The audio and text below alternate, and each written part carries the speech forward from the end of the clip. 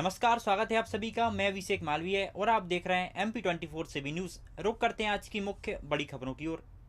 Campaign कर रही है, कांग्रेस कहीं पिछड़ती हुई नजर आ रही है, क्या वजह? सवाल ये है कि बीजेपी कैंपेन क्या कर रही है। क्या बीजेपी ये बता रही है कि मध्य प्रदेश में बेरोजगारी की दर 45 वर्षों में सबसे ज़्यादा क्यों है? क्या बेरोजगारी के अलावा बीजेपी ये बता रही है कि 4,22,000 करोड़ रुपए का कर्जा मध्य प्रदेश पे क्यों है? क्या बीजेपी ये बता रही है कि NCRB की जो रिपोर्ट है उसके आधार पर सर्वाधिक अत्याचार अनुसूचित जाति, जनजाति, महिला वर्ग और बालकों पर मध्य प्रदेश में हो रहे, इसका कारण क्या है? क्या बीजेपी ये बता रही है कि संसदीय कार्य समिति की रिपोर्ट के आधार पर किसानों की जो आय मध्य प्रदेश की है वो 9,700 रुपये थी, वो घट के 8,339 रुपये क्यों हो गई?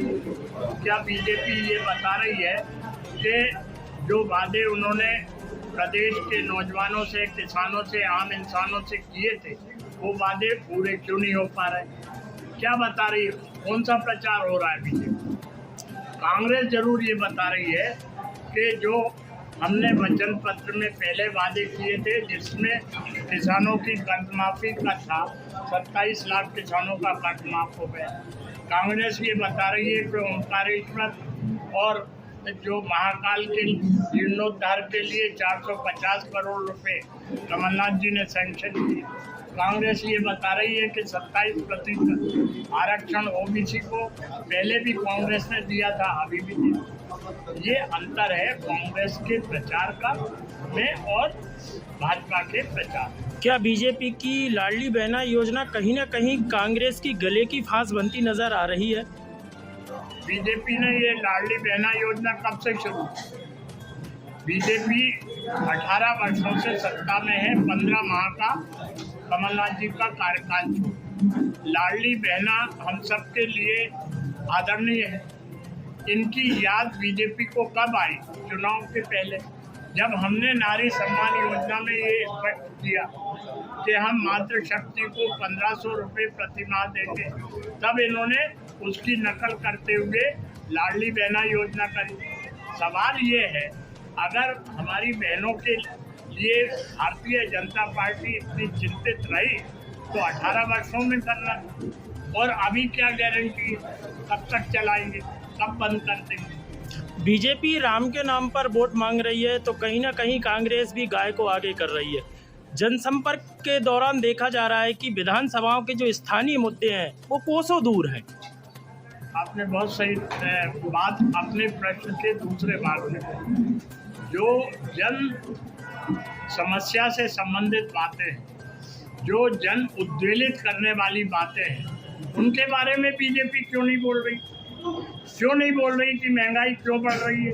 क्यों नहीं बोल रही कि कानून व्यवस्था क्यों बिगड़ रही है? क्यों नहीं बोल रही कि अर्थव्यवस्था देश की और प्रदेश की क्यों बिगड़ रही है? रही बात वो धार्मिक वातावरण बनाने की कोशिश करती है, तो धर्म आस्था का प्रश्न, राजनीति राजनीतिक मुद्दों पे होनी चाहिए, ये हमारा सोच। जहाँ तक भगवान श्री राम जी का प्रश्न है, भगवान श्री राम हमारे आराध्य देव हैं। हम भी चाहते हैं कि अयोध्या में भगवान श्री राम जी का मंदिर बने, लेकिन ये जो भारतीय जनता पार्टी है, चुनाव के समय जो उन्हें वादे करना चाहिए, जो मुद्दे उठाना चाहिए, चूँकि इनको कहने और बताने को कुछ नहीं है, इसलिए वो ये धार्मिक बातें कर रहे हैं। चारों विधानसभाओं में से कांग्रेस कितने पर अपनी दावेदारी पेश करेगी? जिले की चारों विधानसभाओं में से ऐसी कितनी विधानसभाएं जिसमें कांग्रेस की जीत तय है? हम चारों विधानसभा सीट जीते। 2003 के चुनाव में कहा जाता है कि भाजपा नहीं आई थी कांग्रेस की सरकार की जनता ने विदाई कर दी थी क्योंकि जनता त्रस्त हो गई। 2008 के चुनाव में एक परिस्थिति बनी कि कांग्रेस सरकार में आ सकती है। 13 में कांग्रेस कहीं मुकाबले में नजर नहीं आई। 18 में फिर जनता ने भाजपा को विदाई दी और कांग्रेस को लेकर आई, लेकिन सरकार नहीं चल पाई। अब एक बार फिर 2023 में जो चुनावी समर दिख रहा है, इसमें क्या मानते हैं आप कि जनता भाजपा की विदाई कर रही है या कांग्रेस को पसंद कर रही है? और अगर कांग्रेस को पसंद कर रही है तो पचौरी साहब के अनुभव के आधार पर ये आंकड़ा कहाँ जाके रुकेगा? अंकुश भाई, आप बहुत अनुभवी और बुद्धिजीवी पत्रकार। 2023 के चुनाव में जागरूक मतदाता भाजपा की विदाई करेंगे और कांग्रेस की कमलनाथ जी के नेतृत्व में अगुवाई करेंगे। संख्या बल कहाँ रुकेगा पचौरी साहब के अनुभव के आधार पर? बहुमत के आधार पर कांग्रेस की सरकार बनेगी और कांग्रेस की सरकार बनने के बाद जो वचन पत्र जारी किया गया है वो सारी बातों की जो है उन बातों को पूरा किया जाएगा, उन वचनों को पूरा किया जाएगा जो वचन पत्र में शामिल है। भाजपा की सरकार में हमेशा से रायसेन जिला पावरफुल रहा है। एक समय तो 3 मंत्री यहाँ से रहे। अगर सरकार बन रही है तो पचौरी साहब ये भी कम से कम आज बता जाए कि इस जिले को कितने मंत्री मिल रहे हैं? अफसोस तो ये है कि भाजपा की तो सरकार बन नहीं रही और अफसोस ये भी है कि हम जिस जगह बैठे हैं वहाँ जो है वहाँ का प्रतिनिधि दोबारा विधायक बनेगा तो समझने और सोचने की बात है कि उस विधायक की क्या स्थिति हो। क्या है कि एक केंद्रीय मंत्री भाजपा का प्रचार करने में लगे, सिर्फ केंद्र से ही मंत्री क्यों भाजपा में प्रचार के लिए आ रहा है, जगह जगह रैलियां हो रही? क्योंकि वो केंद्रीय मंत्रिमंडल से हटा दिए गए। आज कृषि मंत्रालय सुना है दिल्ली में, आज फूड प्रोसेसिंग मिनिस्ट्री में कोई नहीं। आज हालत क्या हो रही है? केंद्रीय मंत्रिमंडल वहाँ से मंत्रिमंडल से वो हटा दिए गए और वो विधानसभा का चुनाव लड़ने भेज दिए गए। भाई साहब, कांग्रेस की तरफ से आप यहाँ के प्रत्याशी हैं, पिछली बार भी यहाँ से आप विधायक रह चुके हैं। कहीं ना कहीं कांग्रेस की सरकार बनी और गिर गई। बहुत सारे ऐसे विकास से ये विधानसभा अछूती रह गई है, तो क्या यदि कांग्रेस की सरकार आती है तो यहाँ के ऐसे कौन कौन से मुद्दे हैं विकास के लिए जिन्हें आप पूरा करेंगे? निश्चित है, 15 महीने की सरकार में सबसे बड़ा विकास का मुद्दा था, मैंने वो हल किया है।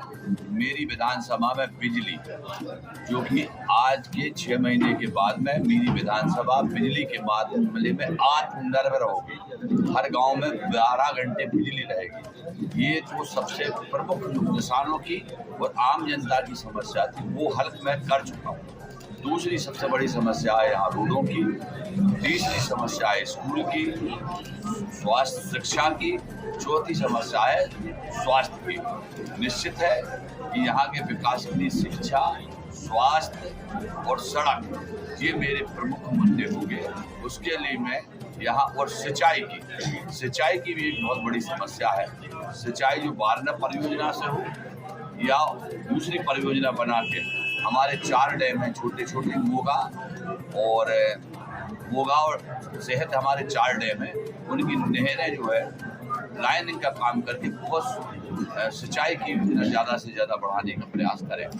आपके द्वारा और आपके पुत्रों के द्वारा लगातार क्षेत्र में जनसंपर्क किया जा रहा है, क्या लगता है कैसा समर्थन मिल रहा है यहाँ के मतदाताओं? मैं एक भी घर बाकी नहीं रहा, मैं पूरे पब्लिक के बीच में मैं और मेरा पूरे परिवार, मेरे पूरे बच्चे एक एक घर जाके निवेदन कर रहा है, वोट मांग रहे हैं। निश्चित है मेरी बेटियाँ, मेरी बहुएं और बेटे की बहुएं सब जाके घर घर जाके वोट मांग रहे हैं। निश्चित है कि मैंने पूरी जितनी पोलिंग बूथ है और जितने गांव हैं सब जगह घूम लिया है और एक एक घर घूम लिया, डोर टू डोर घूम लिया। निश्चित है मुझे भारी समर्थन मिल रहा है। मुझे आशा है कि अगली बार से ज़्यादा वोटों से मैं चुनाव जीतूंगा।